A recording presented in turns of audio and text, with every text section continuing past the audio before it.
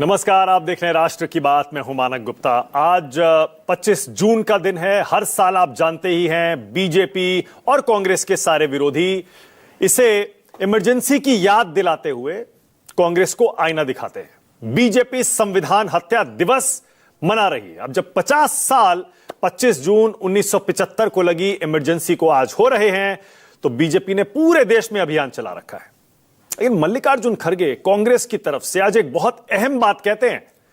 खड़गे जी कहते हैं, अतीत की बातों को बीजेपी आज सामने इसलिए रख रही है ताकि आज अपनी नाकामियों से लोगों का ध्यान भटका सके।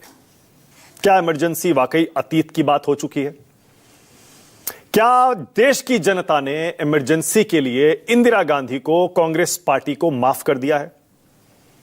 आज मैं आपको 1977 चुनाव के नतीजे दिखाऊंगा, क्योंकि 1975 में लगी इमरजेंसी के बाद पहली बार चुनाव 77 में हुए थे।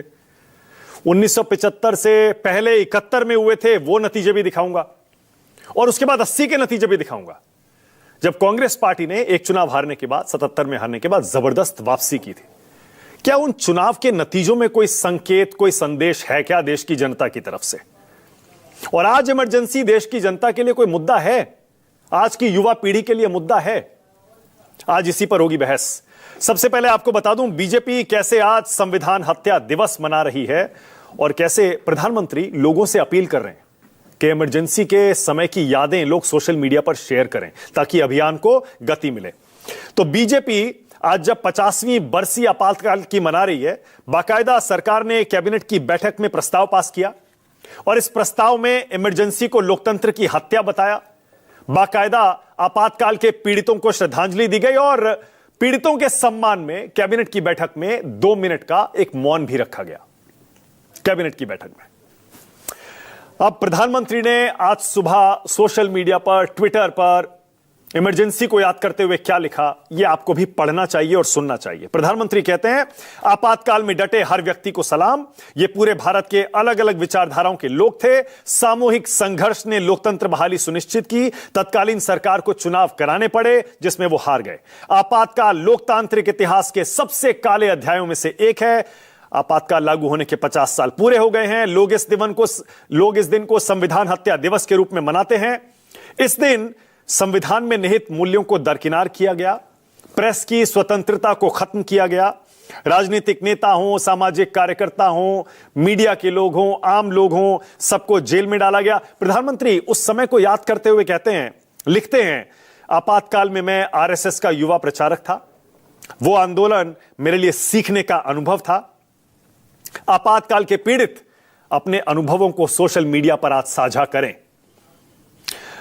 युवाओं में 1975 से 77 के बारे में जागरूकता पैदा होनी चाहिए, यह प्रधानमंत्री की अपील। कांग्रेस देर नहीं करती। मल्लिकार्जुन खड़गे बाकायदा प्रेस कॉन्फ्रेंस करते हैं, कांग्रेस के अध्यक्ष, और सरकार को आईना दिखाने की कोशिश करते हैं। खड़गे जी बाकायदा प्रेस कॉन्फ्रेंस में कहते हैं, आज देश में अघोषित आपातकाल चल रहा है। बीजेपी दरअसल राहुल गांधी की संविधान बचाओ यात्रा से घबरा गई है, डर गई है। अपने कार्यकाल में यह सरकार पूरी तरह से नाकाम रही है और अपनी नाकामियों से ध्यान भटकाने के लिए यह अतीत की बातों को आज 2025 में देश की जनता के सामने रख रहे हैं। इमरजेंसी का मुद्दा याद दिला रहे हैं। आपातकाल का मुद्दा अतीत में समाप्त हो चुका है, यह खड़गे जी कह रहे हैं। इन लोगों की आजादी की लड़ाई में कोई भूमिका नहीं थी। संविधान निर्माण में भी इनका कोई योगदान नहीं था, यह मल्लिकार्जुन खड़गे कह रहे हैं। अब एक सवाल आपसे भी पूछता हूं, अगर आप सोशल मीडिया पर देख रहे हैं तो नीचे कमेंट में बताइएगा आप इसके बारे में क्या सोचते हैं। क्या इमरजेंसी के लिए देश की जनता ने इंदिरा गांधी को माफ कर दिया, कांग्रेस पार्टी को माफ कर दिया क्या? कुछ आंकड़े दिखाता हूं आपको, एक ओपिनियन अगर है या नहीं है, दोनों में मदद मिलेगी। सबसे पहले 1971 चुनाव के नतीजे देखिए। इंदिरा गांधी उस समय अनडिस्प्यूटेड लीडर होती थी देश की। कांग्रेस पार्टी ने 71 के चुनाव में 352 सीटें जीती थी, 43.68% वोट लिया था। लेफ्ट पार्टियों को मिलाकर 48 सीटें मिली थी, करीब 10% के आसपास वोट था। जनसंघ को 22 सीटें मिली थी और आईएनसीओ 16 सीटें मिली थी। यह 71 का नतीजा है इमरजेंसी से पहले के वाले चुनाव का, 352। अब आइए इमरजेंसी के बाद जो पहले चुनाव कराए इंदिरा गांधी ने, 1977। 1977 के चुनाव में जेपी जनता पार्टी 295 सीटें जीतती है, वोट मिलता है 41.32%। कांग्रेस पार्टी 154 पर आ जाती है, वोट मिलता है 34.52, और लेफ्ट पार्टियों को मिलती हैं 29 सीटें, 29। देखा आपने, कांग्रेस पार्टी 352 से आ गई 154 पर। लेकिन यह आधी कहानी है। ये जो कांग्रेस को 154 सीटें मिली हैं, 34.5% वोट मिला है, आप भी ये जानना चाहेंगे ये कहां से मिला। कौन कौन से राज्यों ने कांग्रेस पार्टी को सजा दी, और कौन से राज्य ऐसे थे जो इमरजेंसी के बाद भी इंदिरा गांधी के साथ खड़े रहे। दिलचस्प आंकड़े हैं, और ये मेरे दोस्त सी वोटर के फाउंडर यशवंत देशमुख ने बाकायदा आज एक आर्टिकल में लिखे भी हैं। तो शुरू करते हैं। 1977 के चुनाव में यूपी में 85 में से 0, बिहार में 54 में से 0, मध्य प्रदेश में 40 में से 1, राजस्थान 25 में से 1, हरियाणा 10 में से 0, पश्चिम बंगाल 42 में से 3, ओडिशा 21 में से 4। लेकिन उसके बाद आइए नीचे, दक्षिण में आंध्र प्रदेश 41 में से 42, कर्नाटक 26 में से 28, केरल 11 में से 20 में से 11, और तमिलनाडु 39 में से 14, असम 14 में से 10, गुजरात 26 में से 10, और महाराष्ट्र 48 में से 20। यानी आप देख रहे हैं, महाराष्ट्र, गुजरात, असम, तमिलनाडु, केरल, कर्नाटक, आंध्र प्रदेश, ये राज्य इमरजेंसी के बाद भी इंदिरा गांधी कांग्रेस पार्टी के साथ खड़े रहे। जबकि हिंदी बेल्ट में सुपड़ा साफ हो गया कांग्रेस पार्टी का। यूपी 0, बिहार 0, हरियाणा 0, हिमाचल प्रदेश, पंजाब, दिल्ली 0, मध्य प्रदेश 1, राजस्थान 1, बंगाल भी 42 में से 3, राजस्थान मैंने बताया 1। क्या वजह रही कि उत्तर भारत ने इतनी सजा दी जबकि दक्षिण भारत के राज्यों ने इंदिरा गांधी को माफ कर दिया या उनके साथ खड़े रहे? डिबेट में आगे इस पर भी चर्चा करूंगा। 1977 में कांग्रेस पार्टी हार गई, बुरी तरह हारी। सबने कहा इमरजेंसी की सजा मिलनी थी। लेकिन फिर आया 1980 का चुनाव। 80 में क्या हुआ, वो भी आंकड़े देखिए, बड़े दिलचस्प। 353 सीटों के साथ इंदिरा गांधी ने जबरदस्त वापसी की, 42.69% वोट लिया। जनता पार्टी 31 पर आ गई। जनता पार्टी सेक्युलर को मिली 41 सीटें और लेफ्ट को मिली 47 सीटें। यानी जो 352 सीटें कांग्रेस पार्टी को 71 में मिली थी, बिल्कुल वैसा ही नतीजा 1980 के चुनाव में देश ने एक बार फिर से दे दिया। 352 थी 1971 में, 353 सीटें कांग्रेस पार्टी को 1980 के चुनाव में देश की जनता ने दे दी। वापस आ गई इंदिरा गांधी। सबने कहा चलो इमरजेंसी इतिहास हो गया। लेकिन फिर आया 1984 का चुनाव, और आपको पता ही है इंदिरा गांधी के हत्या के बाद यह पहला चुनाव था। उसके बाद का नतीजा इतिहास के पन्नों में दर्ज है। कांग्रेस पार्टी राजीव गांधी के नेतृत्व में 414 सीटें जीतती है, टीडीपी को मिलती हैं 30 सीटें, लेफ्ट 28 और बीजेपी 84। 2 सीटें। ये बीजेपी वही चुनाव था जिसमें बीजेपी ने अपना खाता खोला था 2 सीटों के साथ, और 10 सीटें मिलती हैं जनता पार्टी को। 1984 का नतीजा। लेकिन फिर आया 1989 का चुनाव, बाजी फिर पलट गई। 1989 में कांग्रेस पार्टी फिर 197 पर आ गई और जनता दल 143 पर चली गई, बीजेपी 85 और लेफ्ट पार्टियां 45। कांग्रेस को सत्ता से बाहर का रास्ता बाकी दलों ने मिलकर दिखा दिया। विश्वनाथ प्रताप सिंह प्रधानमंत्री बने और उसके बाद एज दे से रेस्ट इज हिस्ट्री। चलिए डिबेट शुरू करते हैं बिना देरी के। आंकड़े आपके सामने हैं। अब सवाल भी रखता हूं आपके सामने। आज का सवाल बहुत सीधा। 77 में हार, 80 में वापसी, क्या आज भी मुद्दा है इमरजेंसी? और दूसरा, क्या संविधान की हत्या आज भी हो रही है क्या, जैसा कांग्रेस पार्टी आरोप लगा रही है?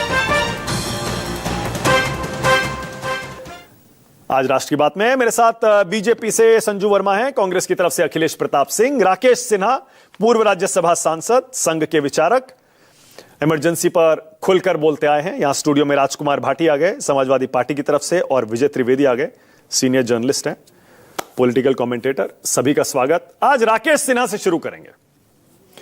राकेश जी, मैंने आंकड़े दिखाए और ये आंकड़े हैं, आंकड़े कभी झूठ नहीं बोलते। 77 में कांग्रेस पार्टी हारी, लोगों ने सजा दी, लेकिन 80 में बिल्कुल 71 वाला नतीजा दे दिया। उसके बाद कितनी बार कांग्रेस पार्टी चुनाव जीत चुकी है। क्या यह नहीं मान लेना चाहिए राकेश जी कि देश की जनता ने भी इमरजेंसी के लिए कांग्रेस पार्टी को अब माफ कर दिया है, अब हमें आगे बढ़ जाना चाहिए? राकेश जी देखिए, मानक जी, विपक्ष का कमजोर हो जाना इमरजेंसी का औचित्य नहीं था। विपक्ष की पार्टियां विचारों में, दलों में, व्यक्तियों में इतनी बटी हुई थी कि 77 की एकता अस्थायी एकता साबित हुई।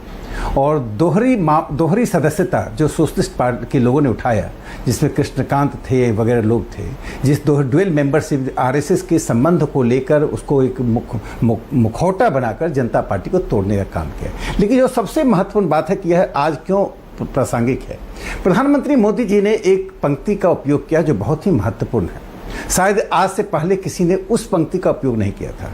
हजारों लोग जेल गए, हजारों लोगों को सजा हुई, ये सब बातें तो कही गई।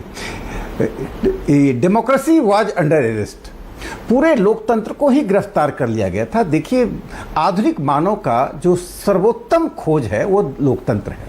यह लोकतंत्र व्यक्ति को अपने अस्तित्व का, अपनी स्वतंत्रता का, अपने विवेक का, अपने विचार का और चेतना का आभास कराता कि मैं भी हूं। व्यक्ति तो तब भी थे जब दास प्रथा अमेरिका में थी या दास प्रथा प्राचीन युग में था, कि वो व्यक्ति था, खाता था, पीता था, अच्छे महलों में भी रह सकता है। लेकिन जब तक विचार और चेतना की आज़ादी नहीं होती है, व्यक्ति होने का एहसास नहीं होता है। तो उसको कुछ पंक्तियों में भवानी प्रसाद मिश्र जी एक बड़े प्रतिष्ठित कवि थे। आपातकाल का जिन लोगों ने विरोध किया, आरएसएस ने किया, बाकी लोगों ने किया, वैसे कुछ कवि और लेखकों ने, पत्रकारों ने भी किया। उसमें भवानी प्रसाद मिश्र जी ने एक निर्णय लिया कि मैं सुबह, दोपहर, शाम कविता लिखूंगा, जो त्रिकाल संध्या के नाम से प्रकाशित हुआ। एक कविता में जो उन्होंने लिखा, अगर आप अनुमति दे तो मैं उसको 4 लाइन पढ़ दूं। बहुत नहीं, सिर्फ 4 कौवे थे काले, उन्होंने यह तय किया कि सारे उड़ने वाले उनके ढंग से उड़े, रुके, खाएं और गाएं। वे जिसको त्योहार कहें उसे मनाएं। कभी कभी जादू हो जाता है दुनिया में, दुनिया भर के गुण दिखते हैं अगुनियों में। ये अगुनिये 4 बड़े सरताज हो गए, इनके नौकर चील, गरुड़ और बाज हो गए। क्या कहा था? इंदिरा गांधी जी ने जो देश पर आपातकाल थोपा था, उसमें 4 कौन थे? इंद्र कुमार गुजराल आईएनबी मिनिस्टर थे, ओम मेहता स्टेट होम मिनिस्टर थे, ब्रह्मानंद रेड्डी होम मिनिस्टर थे, ये विद्याचरण शुक्ला स्टेट आईएनबी मिनिस्टर थे। ये 4-5 लोगों ने देश को ऐसा जकड़ लिया। आपातकाल लगते ही 7,000 पत्रकार गिरफ्तार हो गए थे। 7,000। एक कहानी मैं बताता हूं क्यों देश के लोगों को जानना चाहिए। आपके बिरादरी के, मान लीजिए मानक जी, आप जैसे ही व्यक्ति जो साफ बोलते हैं, विद्वता के साथ बोलते हैं, ऐसे बीएम सिन्हा जी एक पत्रकार थे। बीएम सिन्हा जी से यह कहा गया कि आप पत्रकारों की मुखबिरी कीजिए। जब उन्होंने इनकार कर दिया कि यह काम मैं नहीं कर सकता, पत्रकारिता के धर्म से मैं बंधा हुआ, बीएम सिन्हा जी गिरफ्तार कर लिए गए। गिरफ्तार तो बहुत से पत्रकार किए गए। इस इमरजेंसी के दौरान बीएम सिन्हा जी की मां की मृत्यु हो जाती है और बीएम सिन्हा जी अपनी मां की अंत्येष्टि में शामिल होने चाहते हैं। एक पुत्र को अपनी मां की अंत्येष्टि में शामिल होने नहीं दिया गया। क्या देश की जनता को जानने का अधिकार नहीं है? जो कांग्रेस पार्टी, राहुल गांधी संविधान को लेकर घूम रहे हैं, जो लालू यादव जी आज कांग्रेस पार्टी के साथ हैं, जो लेफ्ट पार्टी आज कांग्रेस के साथ हैं, उनको जानने का अधिकार नहीं है कि उस इमरजेंसी में क्या हुआ। तुर्कमान गेट, ये बहुत अल्पसंख्यक की बात करते हैं। तुर्कमान गेट दिल्ली में हम सब जानते हैं, वहाँ क्या किया गया था? बुलडोजर चलाकर एक खास समुदाय के लोगों को, मैं साफ तौर पर मुसलमान के घरों को, दुकानों को तोड़कर नष्ट कर दिया है। वो कहाँ जाएंगे, कहाँ खाएंगे, कहाँ रहेंगे? जवान पत्नियां, छोटे बच्चे लेकर लोग घूम रहे थे। तीसरी बात बताता हूँ, देखिए, जनसंख्या का नियंत्रण होना चाहिए, मैं तो उस पर बिल ही लाया था। लेकिन लोकतंत्र में कोई भी काम अलोकतांत्रिक तरीके से नहीं होना चाहिए। लोगों की सम्मति, लोगों से विचार विमर्श, और विचार विमर्श के बाद, निर्णय के बाद जो काम होता है वह काम ठीक है। नहीं राकेश जी, नहीं राकेश जी, देखिए, मैं ये बिल्कुल नहीं, मैं एक लाइन इसको पूरा कर दूं मानक जी। इसको 6.2 मिलियन यानी 62 लाख लोगों का स्टेरिलाइजेशन, जिसको हिंदी में बंधियाकरण कहते हैं, किया गया। 62 लाख लोगों को परिवार नियोजन में, डॉक्टरों को और डिस्ट्रिक्ट मजिस्ट्रेट को, डिस्ट्रिक्ट कलेक्टर को एक कोटा दिया जाता है, इतना करना है। 12 साल के बच्चे से लेके नवविवाहितों से लेकर और 80 साल के बूढ़े तक स्टेरिलाइजेशन किया गया, क्योंकि उनको कोटा पूरा करना था, उनको गोल्ड मेडल लेना था। इसीलिए भवानी प्रसाद मिश्र जी ने जो लिखा, ये 4 कौवे थे काले, कौवा तो काले होते थे। नहीं राकेश जी देखिए, आप जो भी बातें कह रहे हैं हम सब सहमत हैं भैया। लोकतंत्र है, ये लोकतांत्रिक देश है, इमरजेंसी का समर्थन कोई नहीं कर सकता। लेकिन मैं आज सिर्फ ये कह रहा हूं, क्या देश की जनता अगर माफ कर चुकी है, वो आगे बढ़ चुकी है, कांग्रेस पार्टी को जिता चुकी है, उसके बाद दोबारा प्रचंड बहुमत देकर, और उसके बाद भी लगातार कई बार अच्छा परफॉर्मेंस, यूपीए की सरकार भी आई, तो क्या अब ये मान लेना चाहिए कि इमरजेंसी इतिहास हो गया है, लोग आगे बढ़ चुके हैं अब? देखिए, कुछ इतिहास ऐसे होते हैं जिसको भूला नहीं जाता है। जैसे जालियांवाला बाग कांड को कभी हम भूल नहीं सकते हैं, 100 साल से ऊपर हो गया है। 1919 में हुआ था, आज 2025 में क्या हम जालियांवाला बाग को भूल जाएं? हम क्या भगत सिंह जी की फांसी को भूल जाएं? हम यह भूल जाएं कि रात को जयप्रकाश नारायण को, अटल बिहारी वाजपेयी को, लाल कृष्ण आडवाणी जी को, सबको गिरफ्तार कर लिया गया? हम भूल जाएं कि जॉर्ज फर्नांडिस के पता को जानने के लिए उनके भाई की पिटाई की गई, उनको यह कहा गया जो मैं कह नहीं सकता हूं, तुम्हारी मां के सम्मान पर हमला होगा यदि तुम अपने भाई का पता नहीं बताते हो। जॉर्ज फर्नांडिस को बड़ौदा डायनामाइट कांड में फंसा दिया गया। ये लोग जो समाजवादी आंदोलन से जुड़े थे, आरएसएस के 1 लाख स्वयंसेवक जेल में थे, और राष्ट्रीय स्वयंसेवक संघ ने, यदि मैं कहता हूं आज के दिन में, यदि संघ नहीं होता तो देश पता नहीं कितने दिनों तक काले कोठरी में बंद रहता। 1 लाख स्वयंसेवक थे। स्वयं प्रधानमंत्री नरेंद्र मोदी जी, देखिए समय कैसे अखिलेश जी हंस रहे हैं आपकी बात पे। वह प्रधानमंत्री नरेंद्र मोदी जी भूमिगत आंदोलन में गुजरात में लोक संघर्ष समिति के महासचिव थे, कभी साधु के भेष में, कभी सरदार के भेष में, पूरे गुजरात में लोगों को। ठीक है, ओके। अखिलेश प्रताप सिंह, उसके बाद संजू वर्मा। अखिलेश प्रताप सिंह, एक लाइन मैं कंक्लूड कर दूं, मैं कंक्लूड ये करता हूं, इस देश का वैशिष्ट्य यह है, यह देश का वैशिष्ट्य यह है कि इस देश में डांडी नाम के साधु पैदा लेते हैं। जितने बड़े आप ताकतवर हो जाए, जितने राक्षसी ताकत से आ जाए, ऐसे दांडियों की कमी नहीं है जो किसी भी प्रकार की राक्षसी ताकत का। ठीक है, ओके। अखिलेश प्रताप सिंह, कृपया 10 सेकंड में बता दें। राकेश सिन्हा जी, वो पूछे। आपने कहा 1 लाख स्वयंसेवक बंद थे, उनमें से 1 महीने के अंदर माफी मांग के कितने जेल से बाहर आ गए थे? कृपया ये और बता दें। 1 महीने के अंदर आरएसएस के लोग माफी मांग कर कितनी संख्या में थे जो बाहर आ गए थे? अच्छा अखिलेश जी, राकेश जी जरा जवाब दे रहे हैं भाटी जी का, इसके बाद आप ही के पास आ रहा हूं। हाँ राकेश जी बोलिए। हाँ देखिए मैं इतना बता दे रहा हूं कि बाला साहब देवरस जी से लेकर सामान्य संसद तक जेल में था। बाला साहब देवरस ने तो तारीफ की थी इंदिरा गांधी की इमरजेंसी के दौरान। अरे आप तो सुन लीजिए, बाला साहब कार्यक्रम का समर्थन किया, कहा था कि संघ के सभी स्वयंसेवकों को डट कर इमरजेंसी का मुकाबला करना चाहिए। अरे भाटी जी, आप तो समाजवादी आंदोलन से जुड़े हुए हैं, हम तो समाजवादियों ने ही किया था मुकाबला। सही AK गोपालन से, भाटी जी हम और आप AK गोपालन से बड़े नहीं है। AK गोपालन मार्क्सवादी कम्युनिस्ट पार्टी के थे। उन्होंने कहा ऐसी कौन सी बात है कि संघ के स्वयंसेवकों ने ऐसी जोखिम उठाई, इतना त्याग किया। अखिलेश प्रताप सिंह और संजू धारा साहब है, अच्युत पटवर्धन समाजवादी। अखिलेश जी आपकी बारी है। अखिलेश जी बोलिए, फिर संजू। अखिलेश जी बोलिए। स्वतंत्र नहीं होते। अखिलेश जी सुनिए, मानक जी, आप लग रहा है तफरी के मूड में हैं। आप पूरे तफरी के मूड में हैं। डिबेट की शुरुआत आप इमरजेंसी पे कर रहे हैं। मैं जल्दी आरएसएस के किसी का जवाब नहीं देता, क्योंकि ना इनके अकाउंटेबिलिटी ना रिस्पांसिबिलिटी। लेकिन ये ज्ञान दे कौन रहा था? मैंने नोट किया, आधुनिक मानव को सर्वोच्च सोच लोकतंत्र होता है। आरएसएस के प्रचारक ये ज्ञान दे रहे हैं जिनके यहां तानाशाही है। क्या गजब का कॉम्बिनेशन आज लिया है आप, मतलब हंसते हंसते रोक नहीं पा रहा आदमी। ये इमरजेंसी की बात करते हैं, संविधान की बात करते हैं, जिन्होंने संविधान को शुरू से नकारा, जिन्होंने तिरंगे को नकारा, इन्होंने एक वर्ग विशेष के घरों पे बुलडोजर चलाने की बात की। गजब के आप आदमी लिए हैं आज। यही बुलडोजर यूपी में और प्रदेशों में इसी वर्ग विशेष पे इन्हीं की पार्टियां चला रही है। देखिए मानक जी, ज्यादा देर इन पे बात करने वाला मैं नहीं हूं। आज आपके विषय पे आ रहा हूं मैं। तानाशाह जो होता है ना, वो अपनी तानाशाही से ध्यान हटाने के लिए इस तरह की हर साल हरकतें करता है, लोगों को ध्यान भटकाने के लिए। इमरजेंसी को आप अलोकतांत्रिक कह सकते हैं। अलोकतांत्रिक मानते हुए कांग्रेस पार्टी के समस्त नेताओं ने इस पे खेद और दुख व्यक्त किया है। लेकिन ये असंवैधानिक नहीं थी। बहुत से गरीब लोग इसे अनुशासन पर्व भी मानते थे। इसके बाद इंदिरा गांधी भयंकर मेजॉरिटी से जीत के भी आई।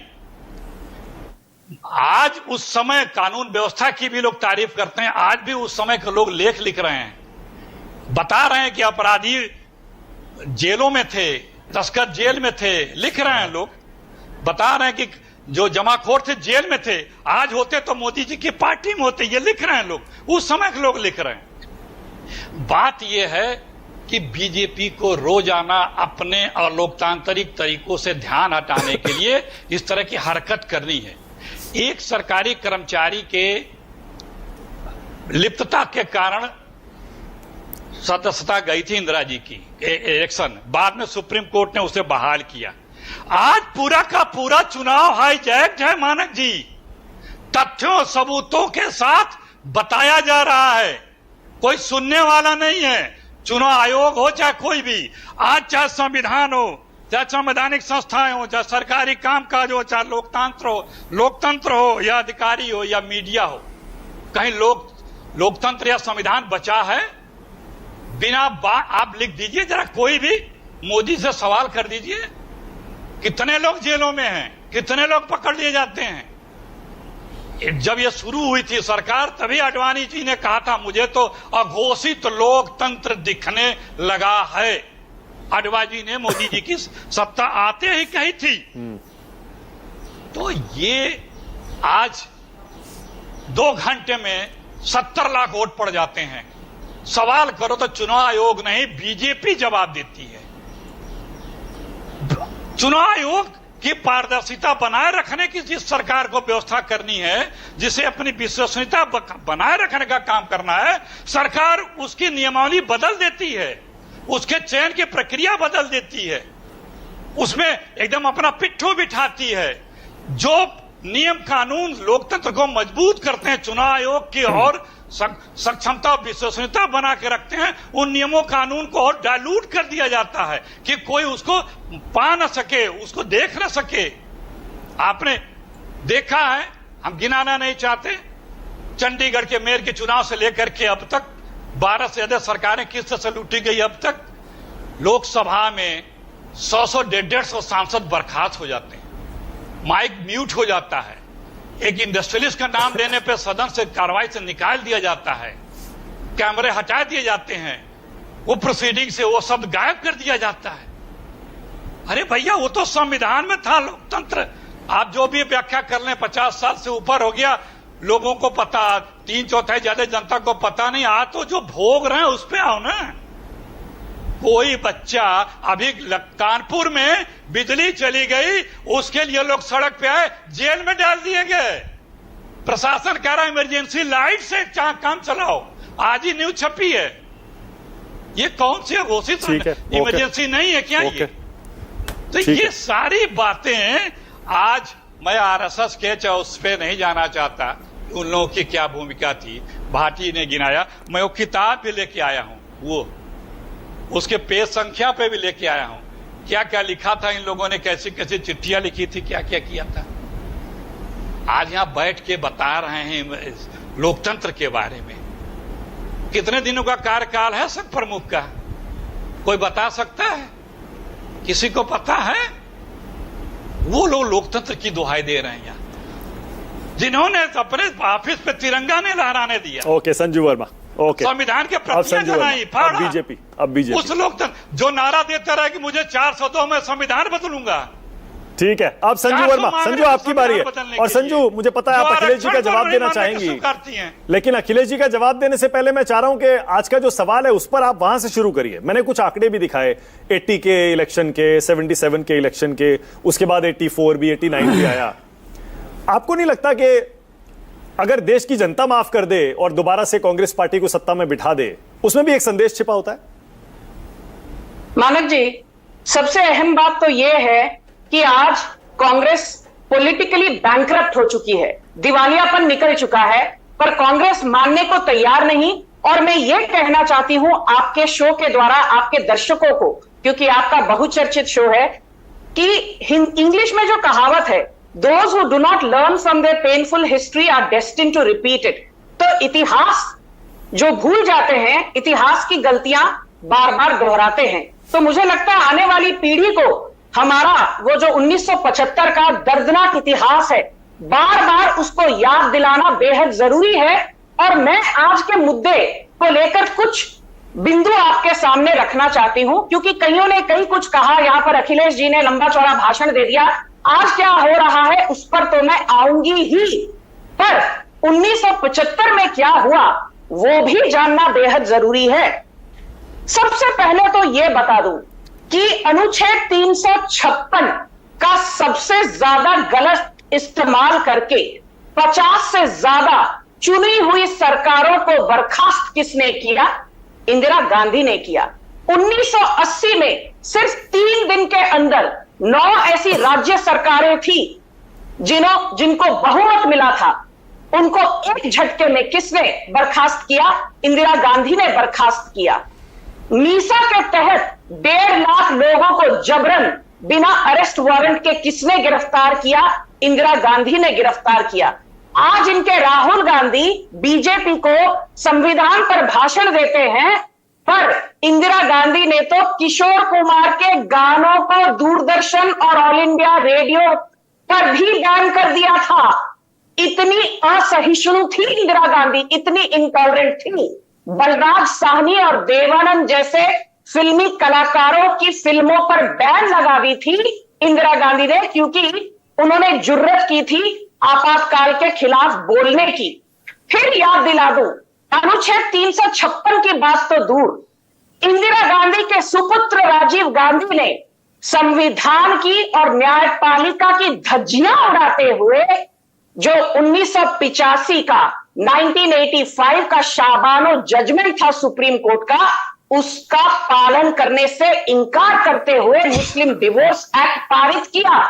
फिर एक बात बता दूं मानव जी, आपको याद होगा कि 1975 फरवरी से लेकर 1977 अप्रैल तक उस वक्त जगन्नाथ मिश्रा बिहार के मुख्यमंत्री थे, और ये आम पब्लिक डोमेन में सबको मालूम है, जग जाहिर है, जगन्नाथ मिश्रा को इंदिरा गांधी ने कहा था कि यदि कोई पत्रकार कांग्रेस के खिलाफ या इंदिरा गांधी के खिलाफ लिखे तो उस पत्रकार को जेल के पीछे और उस पत्रकार के ऑफिस के आगे ताला लगना चाहिए। और आज यही कांग्रेस पार्टी की हिमाकत देखिए कि नरेंद्र मोदी को, बीजेपी को ये लोग भाषण देते हैं। हाल ही कुछ महीने पहले राजनाथ सिंह जी ने एक बात कही। उन्होंने कहा कि ब्रेन हैमरेज के बाद वाराणसी के एक अस्पताल में उनकी माताश्री दाखिल थी। 27 दिनों तक राजनाथ सिंह की माताश्री अस्पताल में दाखिल थी, पर उन्हें बेल पर या पैरोल पर अपनी माता जी के अंतिम संस्कार में भी शामिल नहीं होने दिया, अस्पताल जाकर उनसे मिलने नहीं दिया गया। और ये आज बीजेपी को संविधान की सुरक्षा को लेकर भाषण देते हैं। इतना दोगलापन आखिर ये लोग लाते कहां है मानव जी? इतनी हिपोक्रेसी लाते कहां है? फिर बात करते हैं और एक, आपको याद होगा 1949-50 में मैं कहती हूं ये सबसे जो असंवैधानिक कदम कोई उठा सकता है वो नेहरू ने उठाया। जम्मू कश्मीर को मुख्य धारा से अलग कर दिया अनुच्छेद 370 को लाकर। यही पंडित नेहरू ने 1951-52 में अभिव्यक्ति की आजादी पर रोक लगाते हुए first amendment to the constitution लाया। और इसी नेहरू की सुपुत्री इंदिरा गांधी ने 1976 में 42nd अमेंडमेंट, 42nd संशोधन लाया, जिसके चलते न्यायपालिका पर रोक लगाया गया और हमारे संविधान की आत्मा को झंझोड़ कर रख दिया। सेक्युलर का इंक्लूजन करने की भला क्या जरूरत थी? और यही राहुल गांधी है जिन्होंने सरेआम मनमोहन सिंह स्टेज पर खड़े थे और ऑर्डिनेंस को फाड़ कर यह दिखला दिया कि इस देश में एक जो चुने हुए प्रधानमंत्री हैं उनकी कोई इज्जत नहीं, पर डायनेस्टी के सुपुत्र की का क्या वजूद है। और यही कांग्रेस पार्टी है जिसने 2006 में एपीजे अब्दुल कलाम, जो उस वक्त के राष्ट्रपति थे, उनको, वो बाहर अब्रॉड एक ऑफिशियल टूर पर थे, उनको जबरन बुला के एक अध्यादेश पर उनके हस्ताक्षर लिए गए। और यही कांग्रेस पार्टी है जब झारखंड जीती है कहती है, या उनके अलायंस पार्टनर जब झारखंड जीतते हैं तब कहती है वल्ला वल्ला वाजी वाह सब चंगासी। कर्नाटका जीतती है तो कहती है वाजी वाह सब चंगासी। हिमाचल प्रदेश जीतती है 2022 में तो कहती है वाजी वाह सब चंगासी। और यही कांग्रेस पार्टी जब मुंह की खाती है महाराष्ट्र में मात्र 16 सीटें मिलती है, रोती है, बिलखती है, बौखलाहट में कहती है अरे इस देश में तो कानून नहीं है, संविधान नहीं है, आपातकाल लगा हुआ है। और last but not the least, मैं कुछ शब्द कहना चाहती हूं।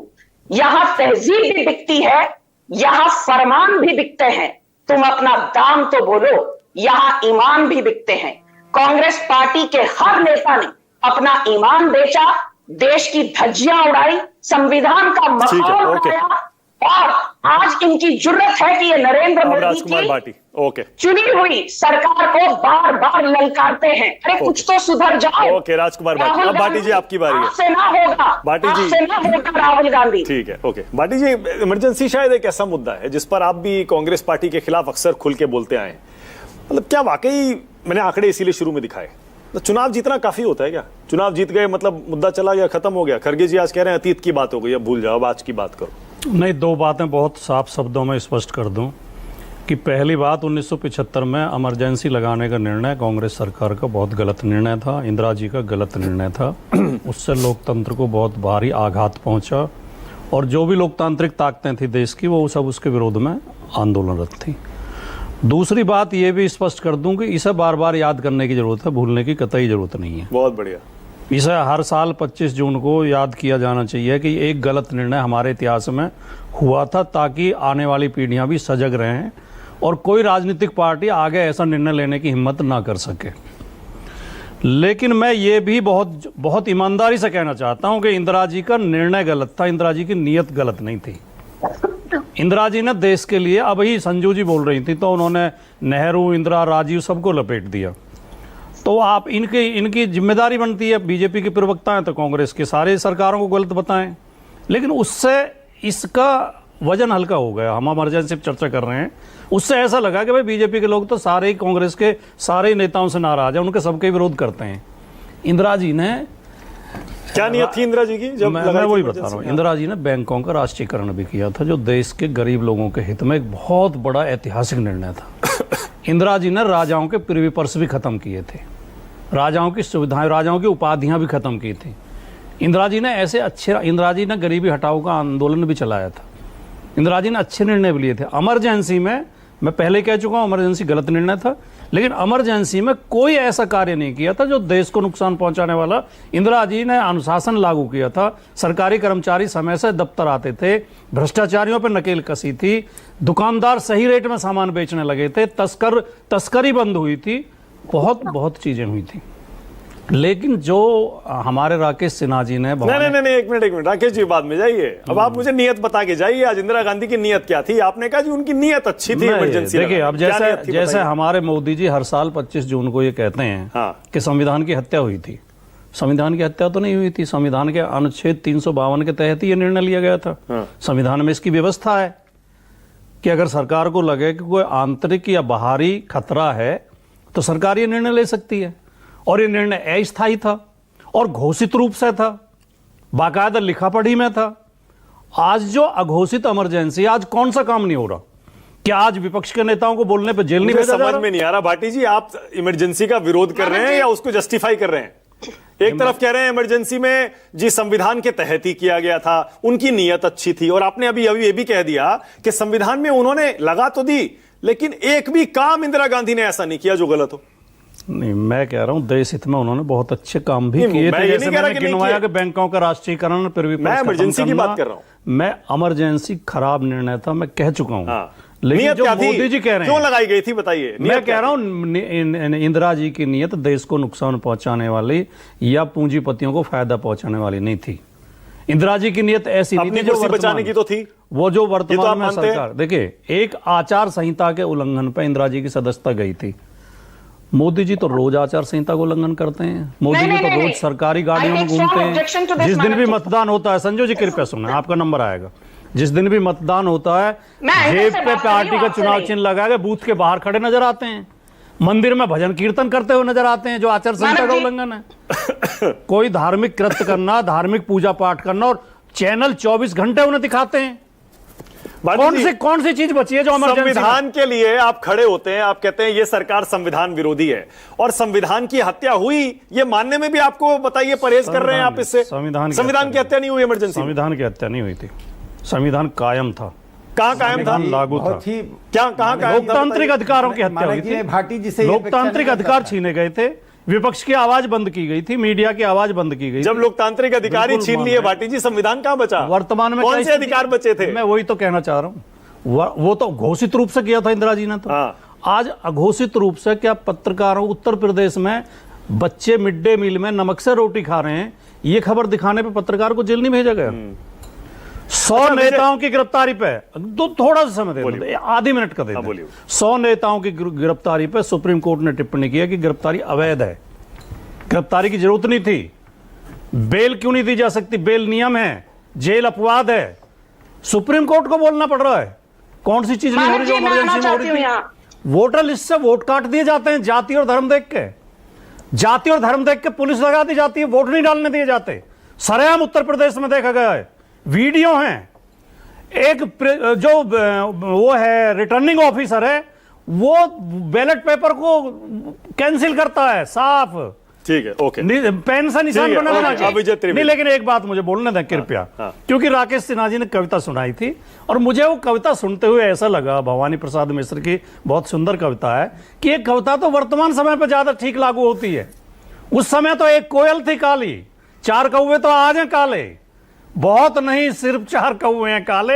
उसकी 4 पंक्तियां जो राकेश सिन्हा जी बचा गए, मैं पढ़ देता हूं उस कविता की।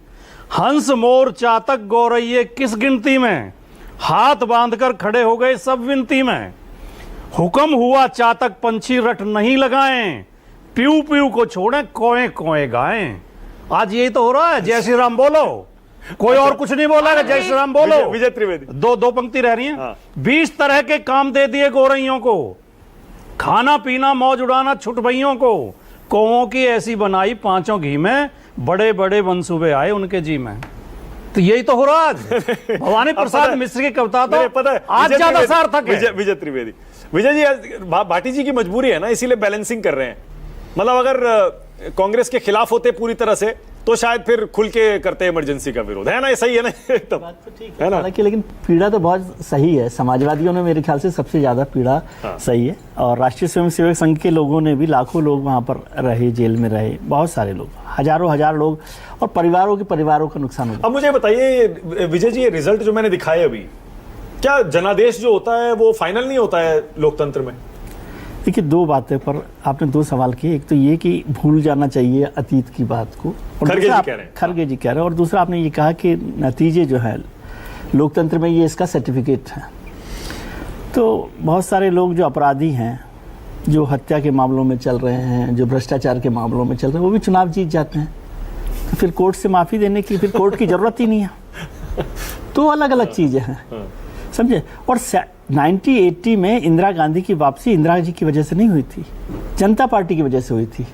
जनता पार्टी जिस तरह से टूटी थी, जिस तरह से लड़े थे, फिर ड्यूअल मेंबरशिप का मामला हुआ था, सब आप यदि 1980 का चुनाव का नारा आपको याद हो, उस समय एक पेड़ पर बहुत सारे पंछी बनाए हुए थे और कहा था एक पेड़ पर एक ही उल्लू काफी है ना। और दूसरा कांग्रेस का जो नारा था वो था कि वोट उन्हें दें जो सरकार चला सके, वोट उन्हें दें जो सरकार चला सके, क्योंकि 77 से 80 में जनता पार्टी की सरकार ठीक से नहीं चली और सब लोग लड़ रहे थे। दूसरी बात मैं कहता हूं कि इमरजेंसी को याद करना जरूरी इसलिए है ताकि फिर कभी इमरजेंसी ना लगे। इंदिरा गांधी नहीं, कल अमित शाह जी के प्रोग्राम में मैं था तो उन्होंने कहा ये इमरजेंसी जो है एक व्यक्ति का मसला नहीं है, लोकतंत्र और तानाशाही का मसला है। तो वो तो कभी भी हो सकता है ना, और लोकतंत्र और तानाशाही में बहुत फाइन लाइन है, बारीक रेखा है। कब वो लोकतंत्र तानाशाही में बदल जाता है, इसका पता नहीं होता। तो जिस हर दिन याद करेंगे तो किसी की हिम्मत नहीं होगी। ये सबक भी है और सबब भी है कि लोकतंत्र आगे कभी भविष्य में इमरजेंसी नहीं लगे। एक और बात मैं जिक्र करता हूं कि असंवैधानिक होने की बात तो सोचिए, 25 जून की रात की बात कीजिए, दिल्ली के रामलीला मैदान में रैली हो रही थी। जयप्रकाश नारायण, मोरारजी देसाई, चंद्रशेखर, बीजू पटनायक, तमाम लोग कर रहे थे रैली, और उसमें रामधारी सिंह दिनकर की कविता, राकेश जी को और राजकुमार जी को याद होगी कि सिंहासन खाली करो जनता करोगे जनता, है ना। उससे घबराहट इंदिरा गांधी को थी, और इंदिरा गांधी की एम्बेसडर रात को 8 बजे सिद्धार्थ शंकर रे के साथ राष्ट्रपति भवन पहुंच रही थी फाइल लेकर इमरजेंसी की।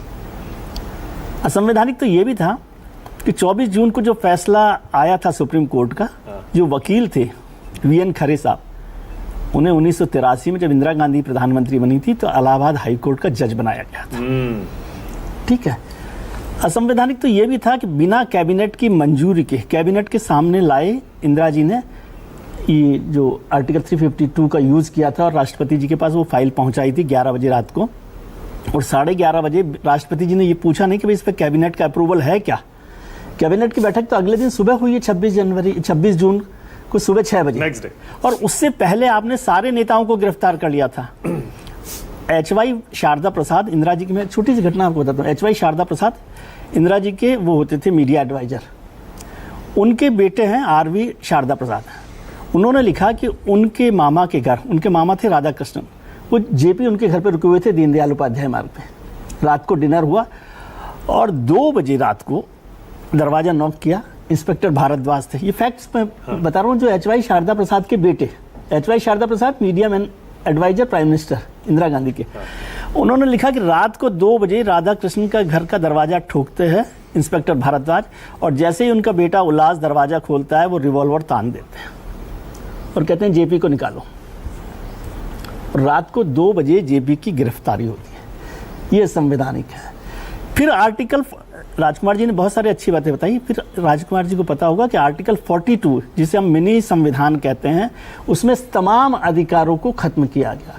सुप्रीम कोर्ट को कमजोर किया गया, जुडिशरी को तमाम तरीके से कमजोर किया गया, मीडिया को कमजोर किया गया, लोकतंत्र के जितने अधिकार थे उनको खत्म किया गया। हेवियस कार्पस जैसी चीज, बंदी प्रत्यक्षीकरण, उस पर रोक लगा दी गई कि सुप्रीम मतलब कोर्ट में कहा जा रहा है, जो जस्टिस एचआर खन्ना की बात हो रही है, सुप्रीम कोर्ट कहता है कि नहीं, हेवियस कार्पस नहीं रखी जा सकती, ये मूल अधिकारों में नहीं आती।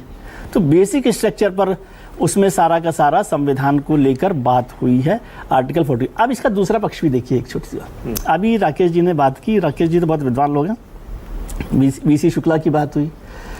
उस समय 4 लोगों के नाम बड़े होते थे, बंसीलाल और वीसी शुक्ला, और ये लोग थे, मेनका जी थी और जगमोहन थे। अभी तुर्कमान गेट की बात की तो जगमोहन जी राकेश सिन्हा जी को याद होगा कि उन्हें किसने केंद्र में मंत्री बनाया।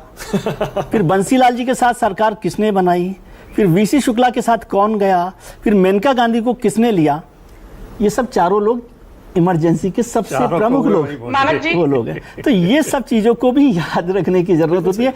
जनता किसको माफ कर रही है, नहीं कर। और 1984 को आपने गलत मेरे हिसाब से दिया, क्योंकि 1984 का जिक्र इमरजेंसी के रेफरेंस में नहीं किया जा सकता। वो इंदिरा गांधी के असैसिनेशन का इलेक्शन था, जिसको इंदिरा जी ने, अडवाणी जी ने कहा कि ये लोकसभा का नहीं, शोक सभा का चुनाव था। नहीं, लेकिन इंदिरा गांधी वही थी ना जिन्होंने इमरजेंसी लगाई। ये भी तो कॉन्टेक्स्ट उसी का है ना जी। मानिक जी, मैं 30 सेकंड, ओके, मेरे पास टाइम खत्म हो जाएगा, तीनों को 30-30 सेकंड दूंगा मैं। राकेश सिन्हा, अखिलेश प्रताप सिंह, संजू वर्मा, तीनों 30-30 सेकंड्स। पहले राकेश सिन्हा, 30 सेकंड्स आपके, बोलिए। देखिए, मैं इतना कहूँगा, अखिलेश जी की बात को सुनकर मुझे लगा कि कांग्रेस अभी भी आपातकाल की मानसिकता से बाहर नहीं निकला। ये इमरजेंसी की बात कर रहे हैं, कहते बहुत अच्छा था। एक ही बात मैं कहूँगा, जब मानव के अस्तित्व को, उसकी चेतना की चौकीदारी शुरू हो जाती है तो मानव मानव नहीं रह जाता है। और इंदिरा गांधी ने मानव को मानव नहीं रहने दिया। और मैं कहता हूँ अखिलेश जी से, फाइनेंशियल एक्सप्रेस जो इंडियन एक्सप्रेस ग्रुप का है, इंडियन एक्सप्रेस ने अपना एडिटोरियल ब्लैंक छोड़ा था, स्टेट्समैन ने एडिटोरियल ब्लैंक छोड़ा था, फाइनेंशियल एक्सप्रेस ने रविंद्रनाथ टैगोर की कविता लिखी थी, when mind is held high. और उन्होंने लिखा था, the mind is without fear and held high. जब मस्तिष्क इससे भय से मुक्त हो जाए और एकदम ऊंचे स्तर पर सोचे, इंदिरा ये स्टेट इमरजेंसी एक प्रक्रिया थी। उस प्रक्रिया के तहत देश के संविधान को निरस्त कर दिया गया। अखिलेश जी 30 सेकंड। संविधान को बनाने के लिए हमारी संविधान सभा ने मेहनत की थी। इससे प्रधानमंत्री नरेंद्र मोदी जी ने देश को आगाह किया है हमारी नई पीढ़ी को जानना चाहिए, और नई पीढ़ी को इसलिए जानना चाहिए कि भविष्य में कांग्रेस जैसी पार्टी फिर से वो काम नहीं कर पाए। ठीक है, अखिलेश प्रताप सिंह। अखिलेश जी 30 सेकंड बोलिए। मानवता का ज्ञान पढ़ा सुना। महात्मा गांधी को मारना भी क्या कहा जाए, बताने की आवश्यकता नहीं है। महात्मा गांधी की हत्या को भी लोग छोड़िए। देखिए, ये लोकतंत्र है। हिंदू कांग्रेस हमेशा लोकतंत्र में विश्वास रखती है, रखती आई है। कांग्रेस के समय अगर जनता उद्वेलित थी, आंदोलित थी, तो विजय चौक पे भी हफ्ते भर बैठने की अनुमति होती थी, और प्रधानमंत्री कार्यालय अपने कार्यालय में बुला के बात करता था। दिल्ली साहब के हुकूमत में दिल्ली के 100 किलोमीटर के दायरे में भी कोई पहुंच जाए आंदोलनकारी, तो नाम बता दीजिए पिछले 14 वर्षों में कितने 100 तो मर गए दिल्ली के बॉर्डर पे किसान। सुनने के तो छोड़ दीजिए। ओके, संजू वर्मा। एक लफ्ज कोई संजू वर्मा 30 सेकंड। संजू आपकी एक लफ्ज कोई बात करके दिखा दे। मानव जी, संजू मैंने इनको टोका नहीं, दिस इज नॉट फेयर। बोलिए बोलिए। Thank you. मानव जी, यहाँ पर कविताओं की बहुत चर्चा हो रही है, तो मैं भी दुष्यंत कुमार की कुछ पंक्तियां कहना चाहूंगी जो प्रधानमंत्री मोदी ने कही थी लोकसभा में करीबन 1.5-2 साल पहले, और यह विपक्ष के लिए है। ध्यान से सुनिए। तुम्हारे पांव के नीचे जमीन नहीं है, तुम्हारे पांव के नीचे जमीन नहीं है, लेकिन कमाल तो यह है तुम्हें यकीन नहीं है। और खासकर राजकुमार भाटी जी के लिए कुछ कहना चाहूंगी। बड़ा घिसा पिटा है, कि बहुत पुराना है। साहब चुप हो जाइए। मैं इनको टोका नहीं, शांत हो जाइए। अरे शांत हो जाइए। आप यहाँ पर मुझे भाषण ना दें तो बेहतर होगा। मैंने आपके साथ बदतमीजी नहीं की, आप बदतमीजी मत करिए। हाँ संजू, मानव जी, कंप्लीट करिए। संजू बोलिए, आवाज आ रही है आपकी। Thank you. यहाँ पर राजकुमार भाटी जी ने बहुत कुछ कहा, मैं सिर्फ इतना कहूंगी, हाल ही में पिछले साल अक्टूबर नवंबर में जो बाई इलेक्शन हुए थे उत्तर प्रदेश में, 9 सीटों में से जो बाई पोल हुए थे, 7 सीटें बीजेपी और उसकी अलायंस पार्टनर्स ने जीती with strike rate of 77%। Samajwadi party का स्ट्राइक रेट। कमाल करते हैं भाटी जी आप भी। अच्छा, लोकसभा में जीतते हैं वो नहीं लूटी होती है, हम लूटी गई। लोकसभा जीतते हैं वो नहीं लूटी होती है। कमाल करते हैं। राजकुमार भाटी जी इन 7 में से किसी सीट पे योगी आदित्यनाथ को प्रत्याशी बनाना 27 के चुनाव में। इन 7 में से कोई और जिता के दिखा देना। ओके संजू, जल्दी से या मोदी जी को बना देना अगर जिता के दिखा दो। चुप हो जाइए। हाँ जल्दी बोलिए। आप मुझे नसीहत दे रहे थे, अभी आपको सुनने की बारी है, बोलने की नहीं। थोड़ा शांत हो जाइए, भाषण मत दीजिए मुझे। बोलो बहन, बोलो। बोलिए। बहन बोलो। अच्छा, थैंक यू। कुंदर की एक मुस्लिम डोमिनेटेड सीट है जहां पर मुसलमानों की 27 में योगी जी को प्रत्याशी बनाया। आप, मेरा सुझाव ये है 7% मुसलमानों की जनसंख्या होने के बावजूद समाजवादी पार्टी की धज्जियां उड़ गई कुंदरकी में और बीजेपी जीत गई। Okay, all right Sanju, time खत्म हो गया है। मेरे पास टाइम बिल्कुल खत्म हो गया है। थैंक यू सो मच राष्ट्र की बात में आ जाने के लिए। मैंने आंकड़े इसीलिए दिखाए एक सवाल उठाने के लिए, लेकिन इमरजेंसी को किसी भी तरह से जस्टिफाई नहीं किया जा सकता है। और बिल्कुल सही कह रहे हैं हमारे सारे के सारे पैनलिस्ट, उसे भूलना नहीं चाहिए, बिल्कुल याद रखना चाहिए। और इतिहास को याद रखना इसलिए जरूरी होता है ताकि इतिहास दोहराया ना जाए। जो बुरी बातें हैं उनकी बात कर रहा हूं। छोटा सा ब्रेक ले रहा हूं।